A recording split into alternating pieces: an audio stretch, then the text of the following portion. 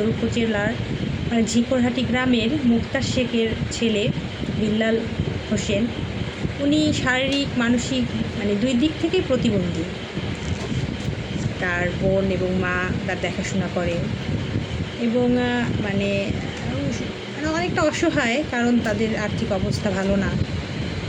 এরপরে সে দীর্ঘদিন যাবৎ অসুস্থ এবং চিকিৎসার জন্য টাকা পয়সা নেই, পায়ে সমস্যা হয়েছে, হাঁটতে পারে না।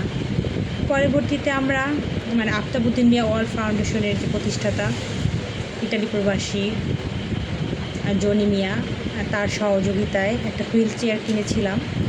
সেই চেয়ারটি আজকে ওই প্রতিবন্ধী যেই মানুষটি তাকে দেওয়া হয়েছে, ওই চেয়ারটি পাওয়ার পরে তার যে কি হাসি, তার যে আনন্দ, আসলে এগুলো যারা এই কাজগুলো না করে তারা ছাড়া কেউ বুঝবে না যে এই হাসি, এই আনন্দ আমাদের মতো মানুষ যারা কাজ করে তাদের যে তৃপ্তিটা হয় সেটা আসলে বলে বোঝানো যাবে না।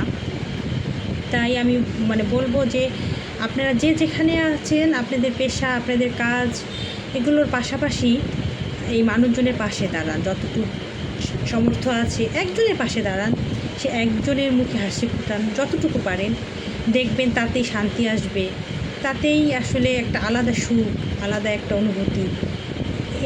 এই তৃপ্তিটা, এই আনন্দটা এবং এই ভালো লাগাটা পৃথিবীর আর কোনো কিছুর সাথে শেয়ার করা বা ধরেন যে একটু উপলব্ধি করা, এগুলো কোনো কিছুর সাথে হয় না।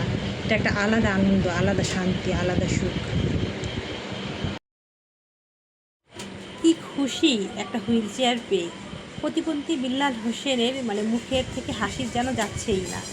সে চেয়ারটা পাওয়ার পরে তাকে কোলে করে এখানে বসাতে হয়েছে এবং সে চেয়ারটা পাওয়ার পরে সে শুধু হাসছে। তার হাসিটা দেখে আমার এত ভালো লেগেছে যা আমি বলে বোঝাতে পারবো না। এইসব অসহায় মানুষগুলো যখন হাসে, এভাবে হাসি দেয়, তখন আসলে আমার প্রাণটা জুড়িয়ে যায়।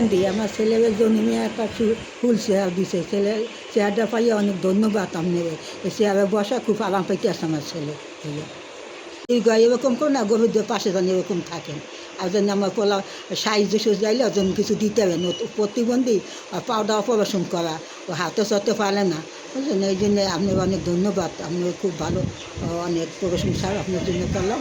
আপনি অনেক সুখে থাকেন, ভালো থাকতেন, গরিবের জন্য অনেক সাহায্য করেন।